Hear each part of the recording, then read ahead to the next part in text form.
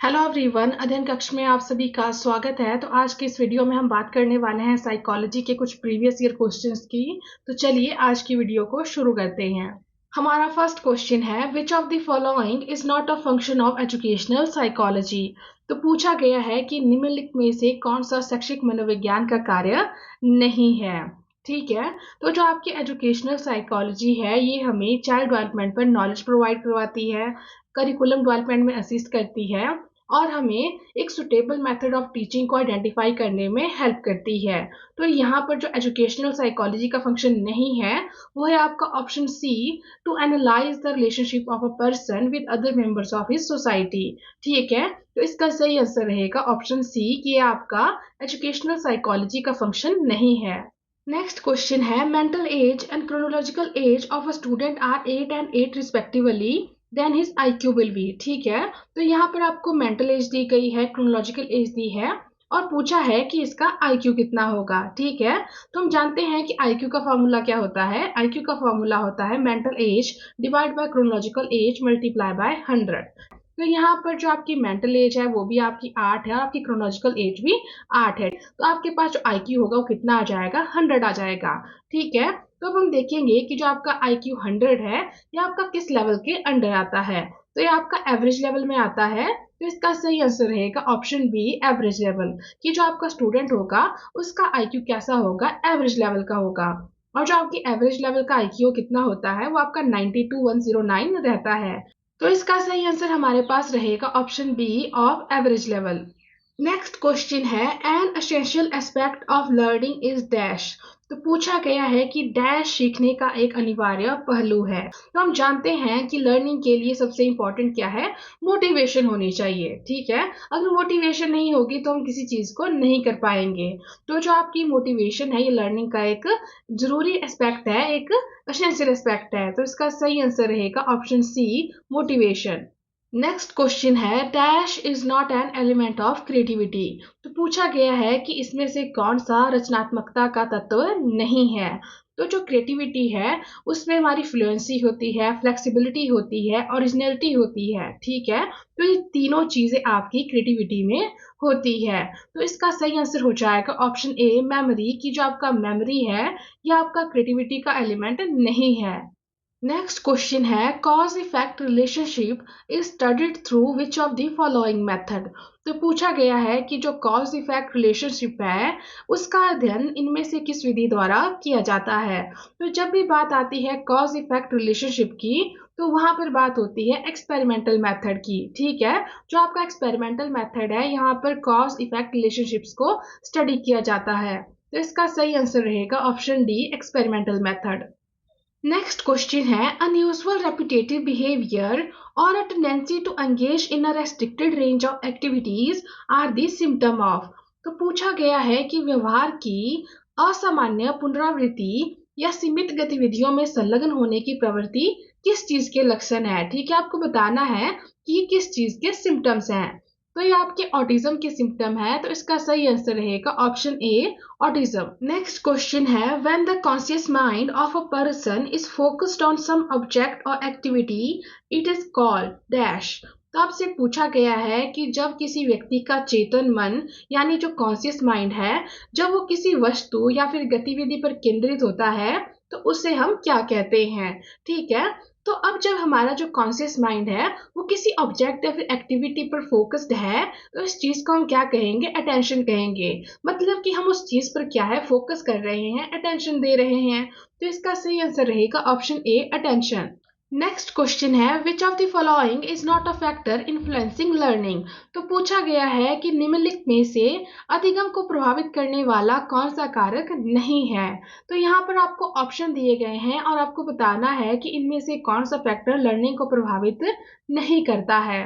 तो जो आपका ट्रांसपोर्टेशन फैसिलिटीज हैं यानी कि जो परिवहन सुविधाएं हैं ये आपकी लर्निंग को इन्फ्लुएंस नहीं करती है। ठीक है, तो इसका सही आंसर रहेगा option C, transportation facility. Next question है, who concluded that language and social cultural environment play a vital role in cognitive development of a child. तो पूछा गया है कि बालक के संज्ञानात्मक विकास में भाषा और सामाजिक सांस्कृतिक पर्यावरण की विशेष भूमिका होती है। यह कंक्लूजन किसके द्वारा दिया गया है? तो हम जानते हैं कि जो वाइगॉट्स्की है, इन्होंने कहा है कि बच्चे की जो कोग्निटिव डेवलपमेंट होती है, यहाँ पर जो सोसाइटी है, कल्चर है, मतलब कि जो उसका कल्चरल एनवायरनमेंट है, लैंग्वेज है, ये काफी इंपॉर्टेंट रोल प्ले करते हैं। तो इसका सही आंसर हो जाएगा ऑप्शन ए, वाइगॉट्स्की। इनके अलावा यदि हम यहाँ पर दिए गए और ऑप्शंस की बात करें, तो जो ब्रूनर है, उन्होंने आपकी थ्योरी ऑफ कोग्निटिव डेवलपमेंट दी है, जिसमें उन्होंने कहा था कि जो डेवलपमेंट है वो 3 स्टेजेस में होती है: इनएक्टिव, आइकॉनिक और सिंबॉलिक। और आपको याद रखना है कि जो आपकी इनएक्टिव स्टेज है उसे हम कॉन्क्रीट स्टेज भी कहते हैं, और जो आइकॉनिक स्टेज है इसे हम पिक्टोरल स्टेज कहते हैं, और जो आपकी सिंबॉलिक स्टेज है ये आपकी एब्स्ट्रैक्ट स्टेज होती है। इसके अलावा जो एरिक्सन है, इन्होंने theory of psycho social development दी है, और जो कोहलबर्ग है, हम जानते हैं कि इन्हें फादर ऑफ साइको एनालिसिस भी कहा जाता है। नेक्स्ट क्वेश्चन है, which of the following is the SR theory of learning without reinforcement? तो पूछा गया है कि निम्नलिखित में से अधिगम का कौन सा एसआर सिद्धांत बिना पुनर्बलन के है? तो जो आपकी पेवलोव्स क्लासिकल कंडीशनिंग थ्योरी है, ये वाली थ्योरी आपकी विदाउट रिइंफोर्समेंट है, तो इसका सही आंसर रहेगा option D, Pavlov's classical conditioning theory. इसके अलावा जो आपकी Thorndike's trial and error theory है, स्किनर की ऑपरेंट कंडीशनिंग थ्योरी है, और जो हल की रिइंफोर्समेंट थ्योरी है, इन सभी में आपका रिइंफोर्समेंट का यूज होता है। ठीक है, तो आपको ये पॉइंट्स याद रखने हैं कि कौन C SR theory of learning है जहां पर रिइंफोर्समेंट का यूज होता है, और ऐसी कौन सी थ्योरी है जहां पर आपका रिइंफोर्समेंट का यूज नहीं होता है, मतलब कि जो आपकी विदाउट रिइंफोर्समेंट होती है। नेक्स्ट क्वेश्चन है, Kohs block design test of intelligence is a type of dash? तो पूछा गया है कि कोहो का ब्लॉक डिजाइन बुद्धि परीक्षण डैश का एक प्रकार है। तो ये आपका एक इंडिविजुअल परफॉर्मेंस टेस्ट है, तो इसका सही आंसर रहेगा option B, individual performance test. कि जो आपका कोहो ब्लॉक डिजाइन टेस्ट है, ये आपका कैसा एक इंडिविजुअल परफॉर्मेंस टेस्ट है। नेक्स्ट क्वेश्चन है, according to Kohlberg a child passes through how many stages of moral development? तो पूछा गया है कि कोहलबर्ग के अनुसार एक बच्चा नैतिक विकास के कितने चरणों से होकर गुजरता है? तो हमने लास्ट वीडियो में भी बात की थी कि जो कोहलबर्ग है, इन्होंने मोरालिटी के 3 लेवल दिए हैं, और हर एक लेवल में 2 स्टेजेस हैं। तो हमारे पास कितनी टोटल स्टेजेस हैं? 6 हैं। तो इसका सही आंसर रहेगा ऑप्शन ए, 6। नेक्स्ट क्वेश्चन है, अकॉर्डिंग टू पियाजे in which stage a child begins to acquire vocabulary? तो पूछा गया है कि पियाजे के अनुसार किस अवस्था में एक बच्चा शब्दावली अर्जित करना शुरू कर देता है?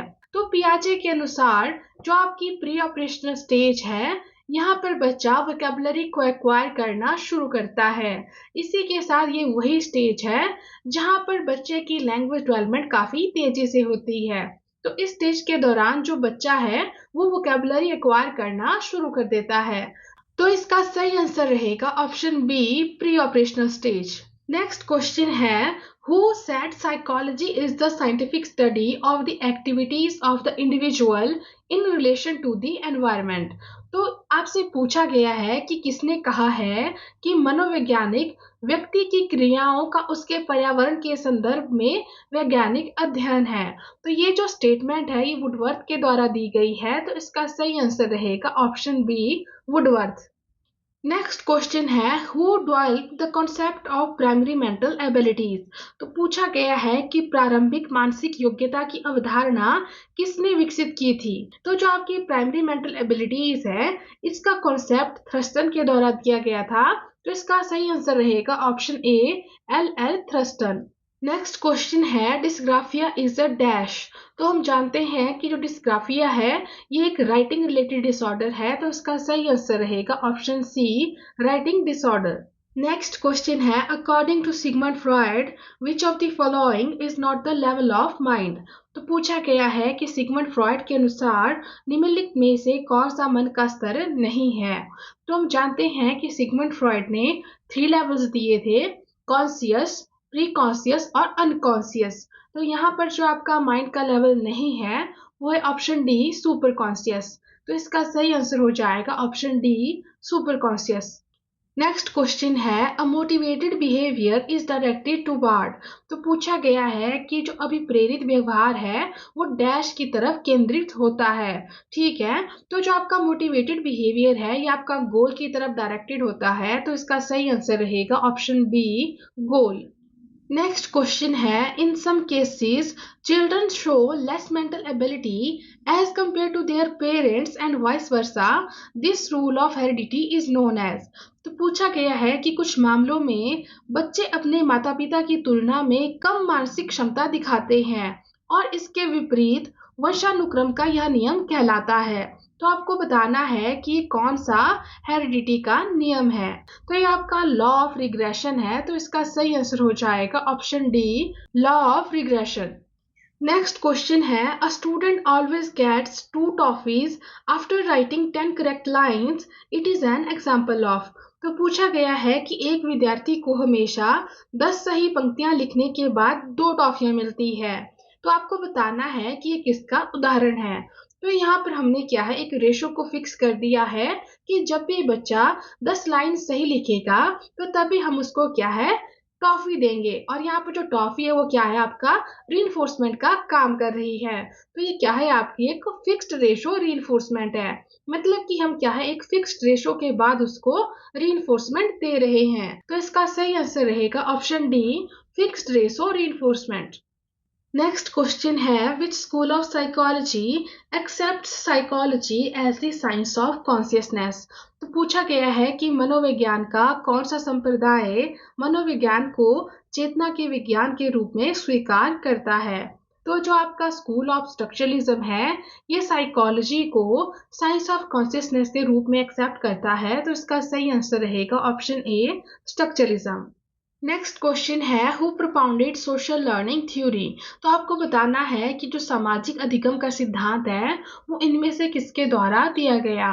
तो हम जानते हैं कि जो सोशल लर्निंग थ्योरी है इसे अल्बर्ट बंडूरा के द्वारा दिया गया है, तो इसका सही आंसर रहेगा ऑप्शन ए, अल्बर्ट बंडूरा। इसके अलावा यदि हम यहाँ पर दिए गए और ऑप्शंस की बात करें तो जो वाइगॉट्स्की है इन्होंने socio cultural theory of cognitive development दी है, और जो कार्ल रॉजर है इन्होंने थ्योरी ऑफ पर्सनैलिटी डेवलपमेंट दी है, और जो आपके जेएस ब्रूनर हैं इन्होंने थ्योरी ऑफ कोग्निटिव डेवलपमेंट दी है। नेक्स्ट क्वेश्चन है who propounded multi factor theory of intelligence. तो जो इंटेलिजेंस की मल्टी फैक्टर थ्योरी है इसे थॉर्नडाइक के द्वारा दिया गया है, तो इसका सही आंसर रहेगा ऑप्शन ए, थॉर्नडाइक। इसके अलावा जो थ्रस्टन है उन्होंने group factor theory of intelligence दी है, और जो अल्फ्रेड बीने हैं इन्होंने यूनिफैक्टर थ्योरी ऑफ इंटेलिजेंस दी है, और जो रॉबर्ट स्टर्नबर्ग हैं इन्होंने ट्राइआर्किक थ्योरी ऑफ इंटेलिजेंस दी है। Next question is an architect is found to exhibit which of the following type of intelligence। तो पूछा गया है कि एक आर्किटेक्ट में निम्नलिखित में से किस प्रकार की बुद्धि पाई जाती है। तो जो आर्किटेक्ट होते हैं उनमें स्पेशल इंटेलिजेंस पाई जाती है, तो इसका सही आंसर रहेगा ऑप्शन बी, स्पेशल इंटेलिजेंस। जो आपकी थ्योरी ऑफ मल्टीपल इंटेलिजेंस है जिसमें कि 8 टाइप की इंटेलिजेंस के बारे में बताया गया है, तो उसी में से एक टाइप आपका स्पेशल इंटेलिजेंस है। तो ये जितनी भी 8 तरह की इंटेलिजेंस है आपको इनके बारे में थोड़ा थोड़ा पता होना चाहिए, एग्जाम में कई बार पूछ लेते हैं। इसी के साथ यहाँ से आपके लिए क्वेश्चन रहेगा कि जो थ्योरी ऑफ मल्टीपल इंटेलिजेंस है इसे किसके द्वारा दिया गया था। तो आपको बताना है कि जो थ्योरी ऑफ मल्टीपल इंटेलिजेंस है ये किसके द्वारा दी गई थी। नेक्स्ट क्वेश्चन है providing knowledge of results to student will. तो पूछा गया है कि छात्रों को परिणामों का ज्ञान प्रदान करना क्या करेगा। तो ये हमारा लर्निंग को प्रमोट करेगा, तो इसका सही आंसर हो जाएगा option B, promote learning. Next question है positive transfer of learning is possible when. तो पूछा गया है कि जो अधिगम का सकारात्मक स्थानांतरण है वो कब संभव होता है। तो ये आपका तब पॉसिबल होता है जब जो टास्क है वो सिमिलर होते हैं, तो इसका सही आंसर रहेगा option A, the tasks are similar. अब यदि हम पॉजिटिव ट्रांसफर ऑफ लर्निंग की बात करें तो इसका मतलब है कि जब कोई एक जगह सीखी चीज हमें किसी और जगह पर हेल्प कर रही है तो वो आपका पॉजिटिव ट्रांसफर ऑफ लर्निंग होगा। ठीक है, तो ये कब पॉसिबल होती है, जब आपके टास्क जो हैं वो सिमिलर होते हैं। तो इसका सही आंसर रहेगा option A, the task are similar. Next question है which of the following statement about motivation is correct. तो आपको बताना है कि मोटिवेशन के बारे में इनमें से कौन सी स्टेटमेंट सही है। तो यहाँ पर जो आपकी सही स्टेटमेंट है वो है आपका option C, that motivation is inculcated as a result of some need, कि जो आपकी मोटिवेशन है वो किसी नीड से उत्पन्न होती है। तो इसका सही आंसर रहेगा ऑप्शन सी। नेक्स्ट क्वेश्चन है which of the following is not a cause of child delinquency. तो आपको बताना है कि निम्नलिखित में से कौन सा बाल अपराध का कारण नहीं है। तो जो आपका इसमें से कारण नहीं है वो है आपका option A, balance level of aspiration. Next question है if a child misbehaves in a class again and again the teacher should. तो पूछा गया है कि यदि कोई बच्चा कक्षा में बार बार दुर्व्यवहार करता है तो टीचर को क्या करना चाहिए। तो जो टीचर है उसे उस बच्चे को काउंसल करना चाहिए। तो इसका सही आंसर रहेगा ऑप्शन डी, काउंसल हिम। और इसी के साथ अब वीडियो को यहीं खत्म करते हैं। Thank you.